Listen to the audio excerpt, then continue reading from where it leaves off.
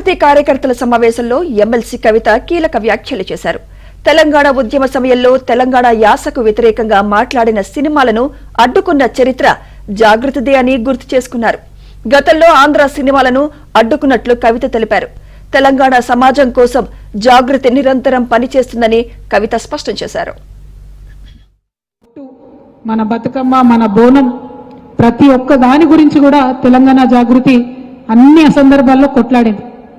మీకు తెలుసు, తెలంగాణ ఉద్యమం నడిచినటువంటి సందర్భంలో నంది అవార్డ్స్ జరుగుతుంటే మన యాసను అవహేళన చేసినటువంటి ఒక క్యారెక్టర్కి నంది అవార్డు ఇస్తున్నారని పోయి ప్రొటెస్ట్ చేసినటువంటి ఒకే ఒక సంస్థ తెలంగాణ జాగృతి.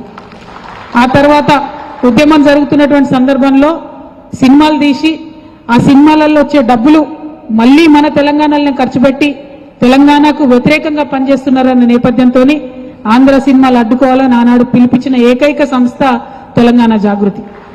ఎందుకు ఈ మాట చెప్తా ఉందంటే, నమ్మిన సిద్ధాంతం కోసం ఎంత పెద్ద వ్యక్తులైనా సరే, పెట్టుబడిదారి వ్యవస్థ అయినా సరే, ఎంత పాపులర్ మాధ్యమం అయినా సరే, వారికి ఎదురొడ్డి నిలబడ్డటువంటి సంస్థ తెలంగాణ